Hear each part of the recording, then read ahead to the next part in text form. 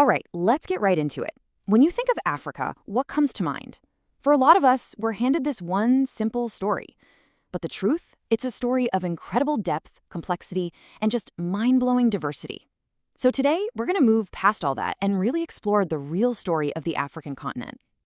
To do that, we have to start with a really big question, one that actually connects every single one of us, no matter where we're from. And the answer, well, it's Africa.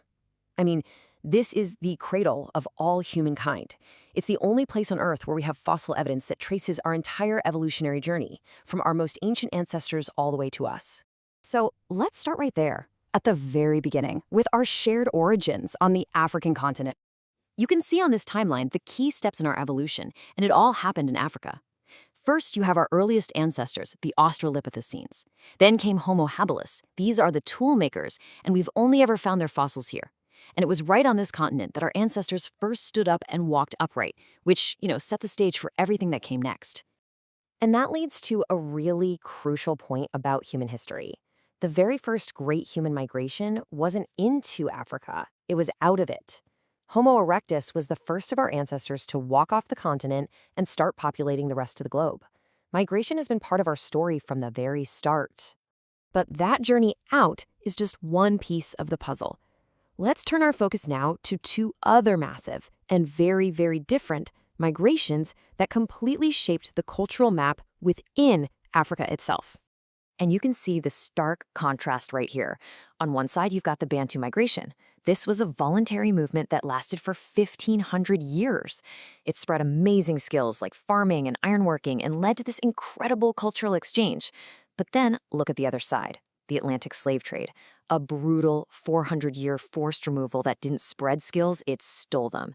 It tore millions of people from their homes and just devastated the communities they left behind. And the impact was just catastrophic. Computer models show that if the slave trade had never happened, Africa's population in 1850 would have been around 50 million.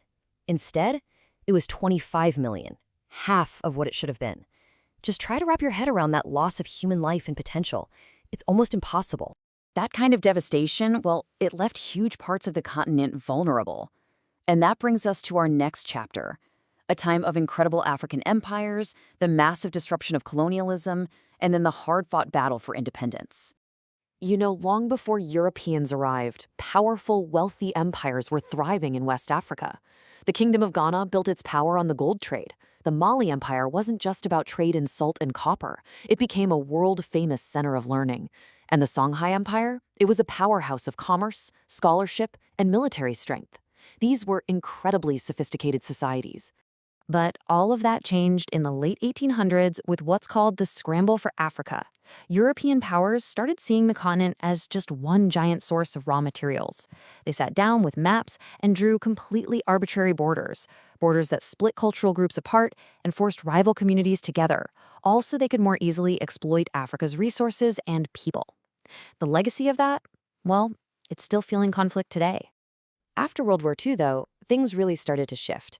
Africans had fought and died for the Allies' freedom, and the hypocrisy of being colonized themselves became impossible to ignore. Leaders like Mahatma Gandhi pointed it out so powerfully. This global call for freedom just sounded hollow as long as colonialism existed. And that shift in thinking helped spark powerful independence movements all across Africa.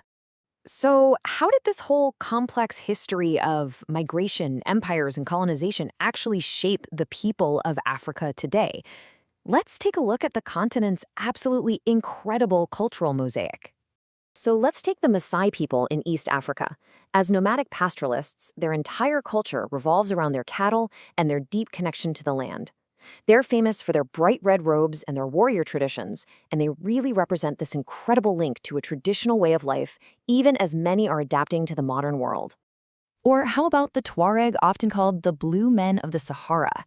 Their mastery of one of the harshest environments on Earth is just amazing. And that iconic indigo-dyed clothing, it's not just a cultural statement. It's a brilliant adaptation that protects them from the sun and sand.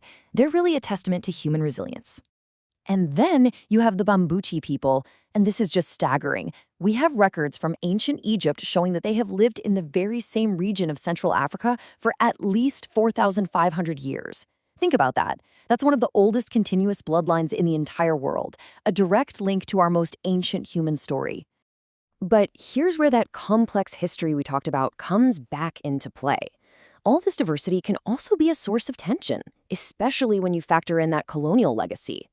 The conflict in Darfur is a perfect, tragic example.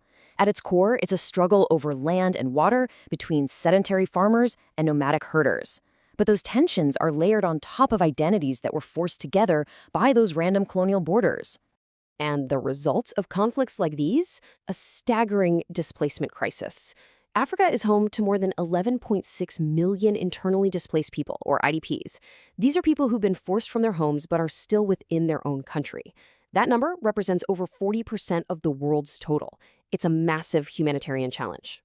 Okay, so this brings us to our final and maybe most important section, because Africa's future isn't some separate issue over there. It is deeply, fundamentally tied to the future of the entire planet.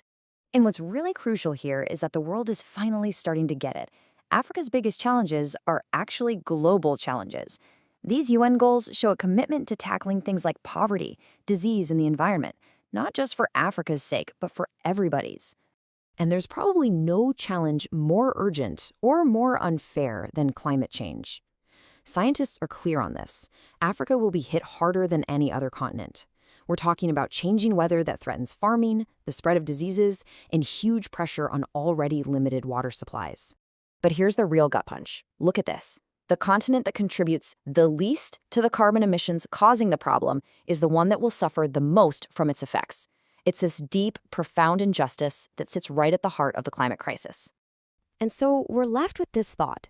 From being the cradle of every single one of us to now being on the front lines of our biggest global challenges, Africa's story really is our story, and its future is our future. The only question left is, what role are we going to choose to play in it?